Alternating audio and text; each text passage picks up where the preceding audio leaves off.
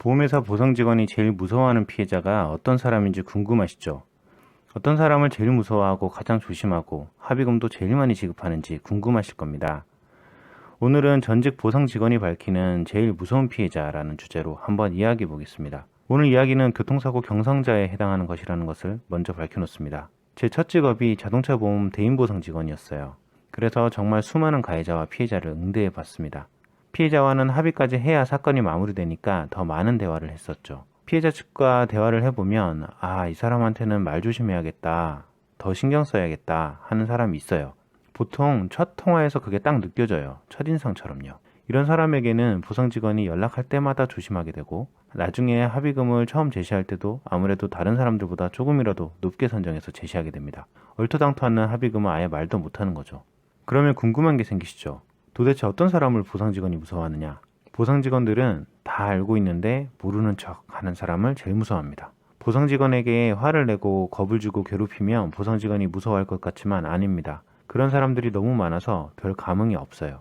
다 알고 있는데 모르는 척 하는 피해자를 제일 무서워합니다. 대화를 해보면 사용하는 단어나 말투에서 그게 느껴져요.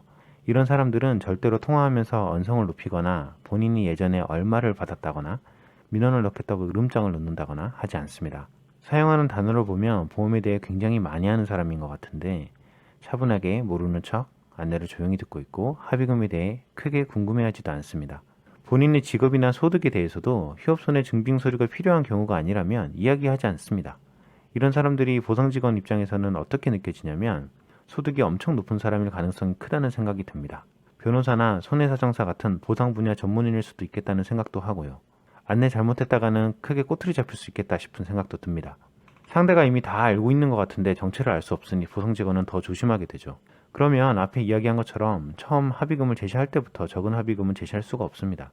더 무서운 건 이런 사람들은 보상 직원들의 합의금 제시가 마음에 안 들어도 합의금이 적다는 말을 하지 않습니다. 치료를 더 받아야 하는 상황이라고 말을 합니다. 알아서 다시 산장에 오라는 거죠. 보상 직원들은 정말 답답한 상황이 됩니다.